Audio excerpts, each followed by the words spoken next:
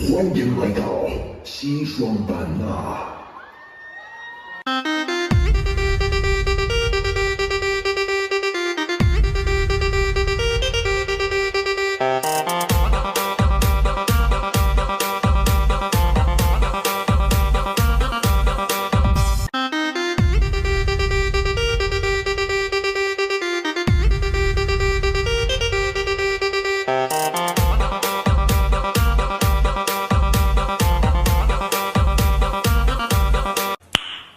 Nice。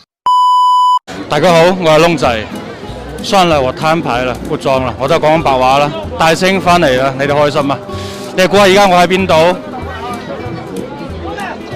冇錯，依家呢度呢就係今年我哋國內旅行地呢，除咗新疆之外最火嘅一個地方——西雙版納嘅告莊星光夜市。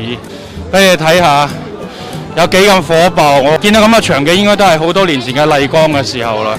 但係講真嗰句，體驗感並唔係那麼好。點解咁講呢？其實呢一個地方咧，只不過係一個換咗個建築風格嘅麗江，下邊賣嘅始終都做係嗰啲旅遊紀念品啊、手鼓啊。麗江嗰邊咧就納西族嘅服裝，呢邊咧就係一啲傣族嘅服裝。人超級多，基本上你想行去任何一個位置停低咧，都會俾啲人潮擁住走嘅。我其實諗唔明點解今年啲人會咁火爆咁湧過嚟西雙版納呢度啊！依家我企喺大金塔前邊咧，喺呢個高處望落去就可以望到整個星光夜市嘅全景啦，可以見到燈火通明，人潮湧湧，非常非常之多人。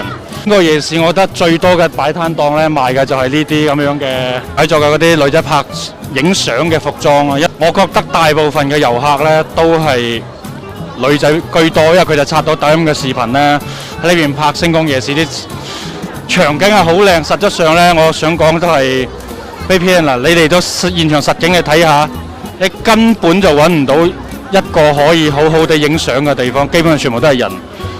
而我覺得大部分嘅男嘅咧，好多都係俾女朋友綁架過嚟嘅，會唔會有咁樣嘅人啊？呢度就係你哋所見到刷爆朋友圈同埋抖音嗰啲靚女所影相嘅實際嘅場景啦。基本上每一個影相嘅人嘅後邊咧，都有成10零個人排住隊影相啦，同埋體驗感其實係好差㗎。而且而家天氣比較熱，當全網嘅一啲營銷號又好、旅遊博主又好，極力咁推薦你話點都要嚟一次西雙版納嘅時候咧，我淨係覺得我好掃興，我想打擊你哋。其實嚟呢度真係感覺有少少特色啊，但係你話你要好高期待、好高期望咧，就真係可能會失望嘅。仲有就係存在一個好大嘅問題，本身雲南呢邊咧，西雙版納都屬於邊境地區，疫情嘅防控咧屬於比較脆弱，係比較容易發生疫情嘅。但係以咁樣嘅人流量啊，人來人往咁樣，好多人都係冇戴口罩㗎。如果一旦爆發起身咧，真係會非常非常之攞命。但係有一點咧，啱先我講話，雖然個體驗感係有少少差嚇，但係對於我哋廣大嘅男性同胞嚟講，絕對係一個好大嘅福利嚟嘅。因為呢度咧，你可以見到嚟自於全國各地好多地方嘅靚女。哎呀，瞬間覺得講緊白話，成個男人翻晒嚟啊！辛辛苦苦一晚，又化妝又換衫啊，就為咗個10零分鐘嘅影相。我作為一個男人咧，我係理解唔到嘅。我唔知你哋啲粉絲朋友啊，你啲女朋友係咪都係咁樣嘅咧？我真係是理解不了嘅，俾我肯定唔制。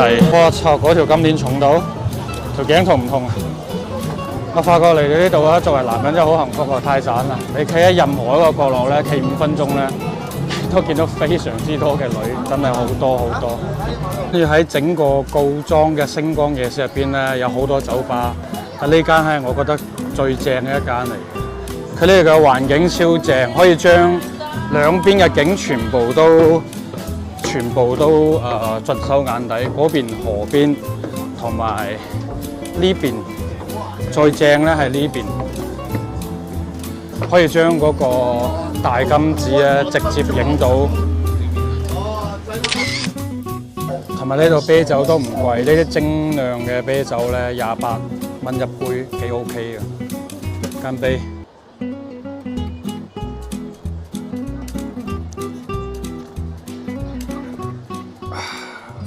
Tomorrow. 我而家所在嘅位置咧係西雙版納嘅曼聽公園，依舊啊呢度因為俾抖音炒到成咗一個好火爆嘅網紅地，網紅到點樣咧？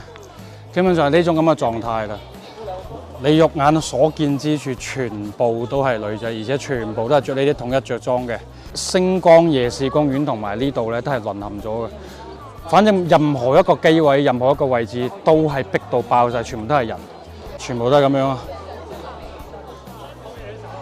基本上就成為咗一個大型嘅朋友圈影相拍攝基地。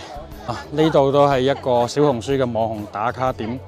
就喺呢棵樹呢度，感覺有啲似之前好興嗰啲旅行團啲大媽咧，攞晒啲絲巾喺啲景點度打卡，變成咗後生嘅群體，一啲比較年輕少少嘅女仔咧，就係全部統一咁樣影。俾我感覺咧，應該大部分咧男性都係俾佢哋嘅老婆或者係佢哋嘅女朋友咧帶過嚟被逼營業做攝影師嘅，好搞笑。睇到個男嘅表情，我覺得佢心入邊肯定喺度諗。我頂你個肺，影完未啊？好 Q 煩啊你！唉，唔實影啦，你自己慢慢啦。真係嘅，本嚟嚟睇風景變咗睇人頭。我想影下呢個背景，從呢度影嗰個背景都幾靚，但係一直都要等好耐好耐。其實呢度嘅景色真係唔錯嘅，好靚。但係而家就因為太多人啦。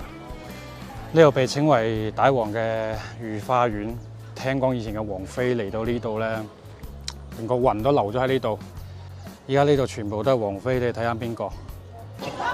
如果你哋嚟到，按照呢個時候咧，可以喺呢邊牆嗰度影相，你可以5分鐘內影得到啊！丹和蘇。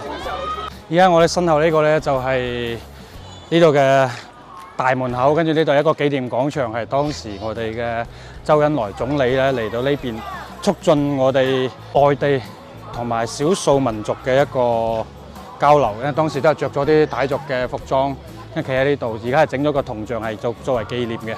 跟住夜晚咧喺呢度，夜晚喺呢度咧會舉行一個篝火晚會嘅，就會好多人喺呢度圍住喺度跳舞。由於西雙版納人太多，冇辦法正常拍攝，其實係掛住及女，所以大部分都跳過咗。後嚟我發現喺夜市未開始之前過嚟，先可以睇到佢最真實嘅一面。6點零鐘，你會見到一部3輪車承載住一家人嘅希望，所有攤位老細都喺度準備營業，期待住今晚嘅業績。由於之前疫情原因，呢度經歷咗好耐嘅慘淡，依家因為政策同埋網絡推廣嘅原因，迎來咗一波高潮。哪怕突發大雨，我都唔見佢哋會有抱怨。會利用免費嘅雨水沖洗自己攤位前面嘅邋遢，左鄰右里之間會互相幫忙整理工具。呢個時候，我見到嘅都係佢哋嘅積極、樂觀、向上而生嘅態度。突然間感悟到，無論你經歷咗點樣嘅黑暗，終究會迎嚟陽光。加油！